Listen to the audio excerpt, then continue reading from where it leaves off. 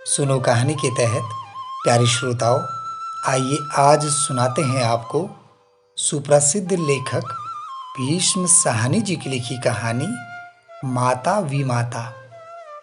वाचन स्वर सेन निलय। तो आइए सुनते हैं कहानी माता विमाता। 15 डाउन गाड़ी के छूटने में 2-1 मिनट की देरी थी। हरी बत्ती दी जा चुकी थी और सिग्नल डाउन हो चुका था।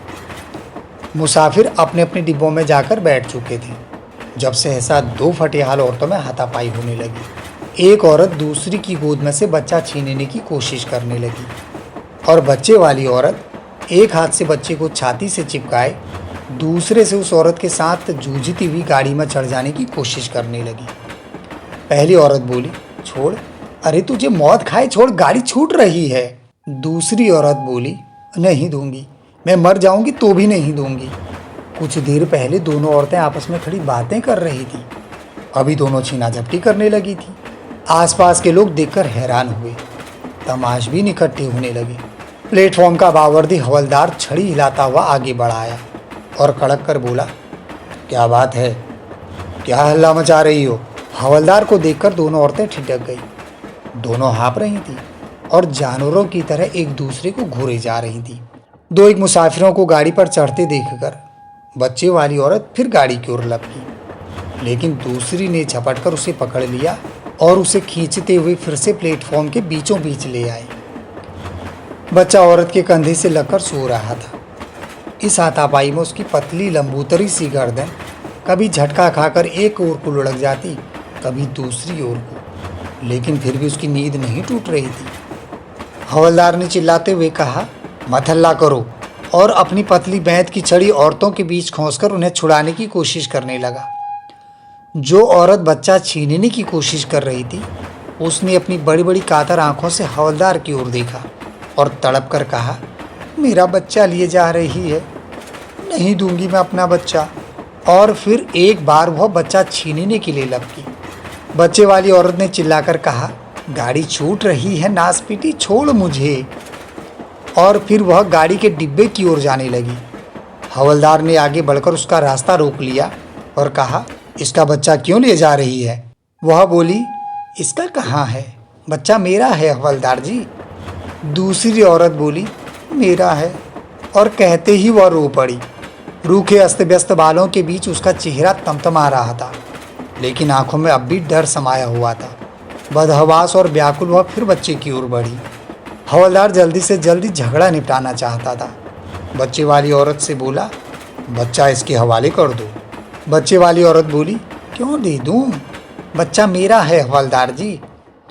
दूसरी औरत बोली, तेरे पेट से पैदा हुआ था। बच्चे वाली औरत बोली, पेट से पैदा नहीं हुआ तो क्या हुआ, दूध तो मैंने पिलाया है, पिछले 7 महीने से पिला रही हूँ हवलदार जी। दूसरी औरत बोली, दूध पिलाया है तो क्या बच्चा तुम्हारा हो गया?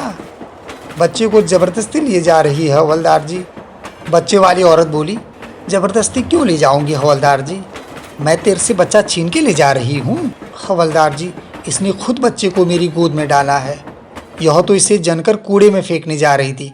मैंने कहा कि ला मुझे दे दे, मैं इसे पाल लूँगी, तब से मैं इसे पाल रही हूँ हवलदार जी। आज यह यहाँ मुझे छोड़ने आई, यहाँ कर मुकर गई। हवलदार दूसरी औरत की ओर मुड़ा और बोला, तूने इसे खुद दिया था बच्चा? युवा औरत की बड़ी बड़ी उद्भ्रांत आंखें कुछ देर तक दूसरी औरत की ओर देखती रही, फिर झुक गई और फिर एक क्षण बाद बोली, दिया था, पर बच्चा मेरा है, मैं क्यों दूं हवलदार जी। और फिर निसहाय सी दूसरी औरत की ओर देखने लगी। हवलदार बोला, तूने दिया था तो अब क्यों वापस लेना चाहती है? वह कातर नेत्र फिर एक बार ऊपर को उठे और उसका सारा बदन कांप गया। बोली, यह इसे परदेश ले जा रही है हवलदार जी। और कहते कहते वह फिर रो पड़ी। तभी बच्चे वाली औरत तपाक से बोल पड़ी, मैं सदा तेरे पास पड़ी रहूं। और फिर वह बाहें पसार पसार कर आसपास के लोगों को सुनाती हुई बोलने लगी, मेरे डेरे वाले सारे लोग चले गए हैं, यह मुझे छोड़ती ही नहीं थी। कहती थी 10 दिन और रुक जा फिर चली जाना, 5 दिन और रुक जा फिर चली जाना, करते करते महीना हो गया, मैं यहाँ कैसे पड़ी रहूँ। आज गाड़ी चलने लगी तो कल मुँह ही मुकर गई। तभी हवलदार ने पूछा, यह तेरे रिश्ते की कौन है? वह बोली, रिश्ते की क्यों होगी हवलदार जी, यह कठियावाड़ की है और हम बंजारे हैं। हवलदार ने फिर पूछा, तू गाड़ी में से कहाँ ले जा रही है? वह बोली, फिरोजपुर जा रही हूँ हवलदार जी। हवलदार बोला, वहाँ क्या है तेरा? वह बोली, हम बंजारे हैं हवलदार जी। पहले हमारे लोगों ने यहाँ ज़मीन ली थी, पूरे 10 साल हलवाई की है। अब हमें फिरोजपुर में ज़मीन मिली है, हमारे सभी लोग चले गए हैं और यह मुझे छोड़ती ही नहीं थी।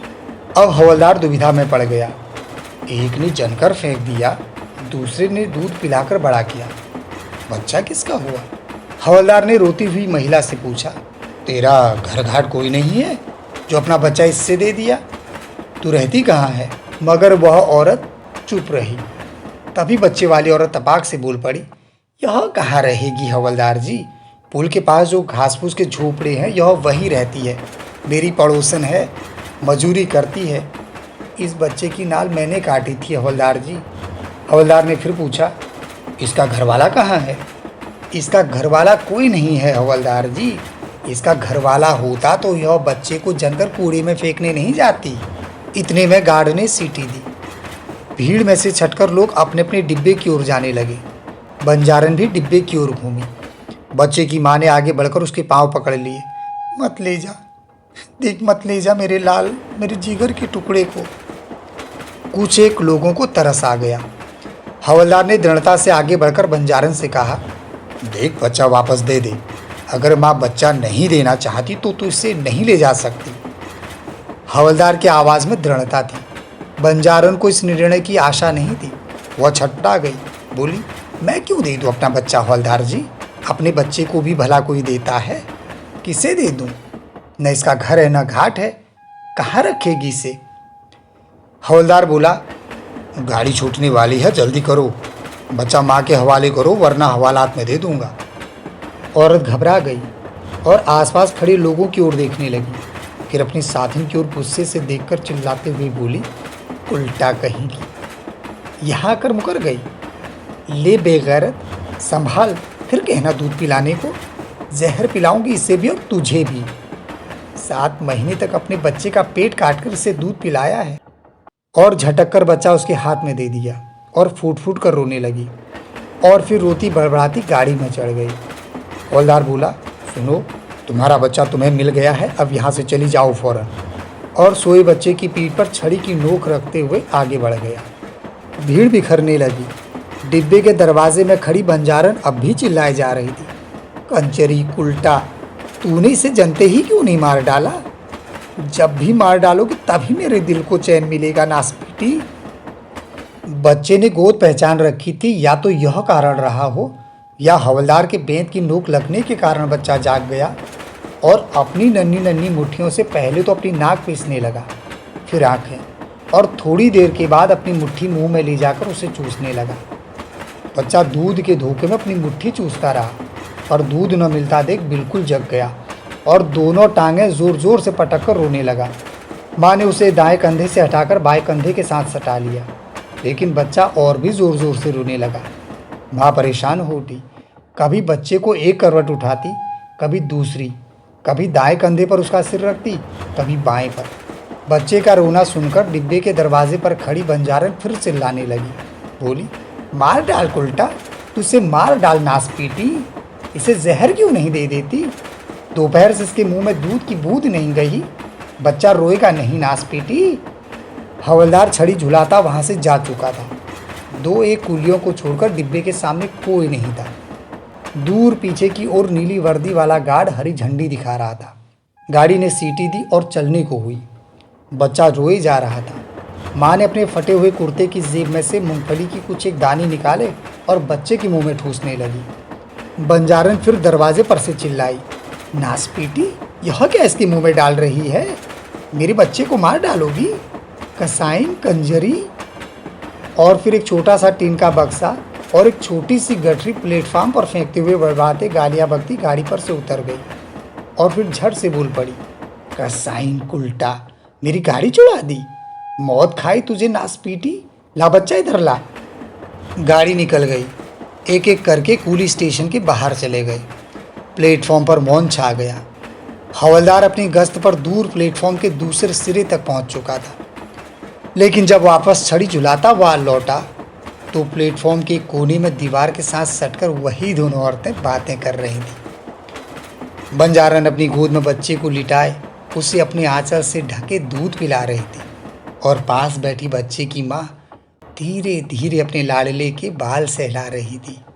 दोनों खुश नजर आ रहे थे।